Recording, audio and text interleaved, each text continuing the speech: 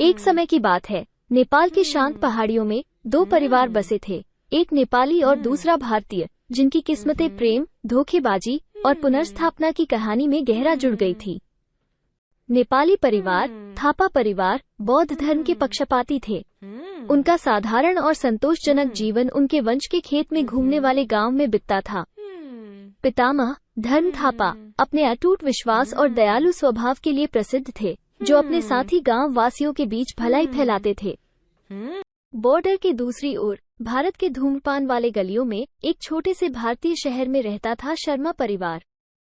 उनके जवान बड़े बेटे राज एक करिश्माई युवक थे, जिन्हें उनके आकर्षण और महत्व की जानकारी थी।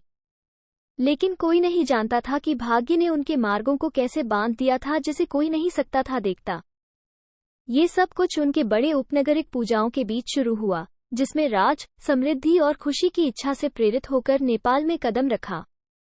वो जल्द ही अपनी सपनों को पूरा करने के लिए सीता के साथ मिल गया, धर्म थापा की सबसे छोटी बेटी।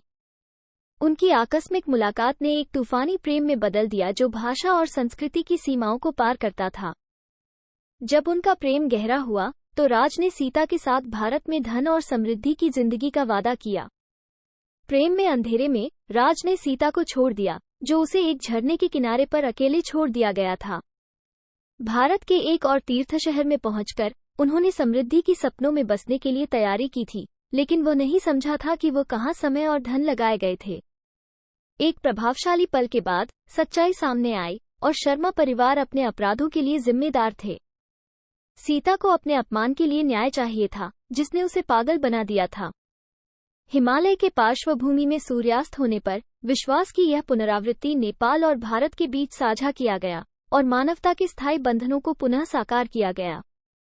और जीवन की संघर्षों और कठिनाइयों के बीच सीता और राज की कहानी प्रेम, क्षमा और पुनर्स्थापना की शक्ति के एक समय स्मरण बनी। इस कहानी से हमें ये सीखने को मिलता है कि धोखेबाजी और भ्रष्टाचार की हार हमेशा सच्चाई और ईमानदारी की जीत को प्राप्त होती है। धर्म और सच्चाई के मार्ग पर चलने से हमें हमेशा अपने लक्ष्यों को प्राप्ति होती है, चाहे रास्ता कितना भी कठिन क्यों न हो। और यह कहानी हमें ये भी सिखाती है कि प्रेम, धर्म और सामाजिक मूल्यों के प्रति नेपाली परिवार, थापा परिवार बौद्ध धर्म के पक्षपाती थे।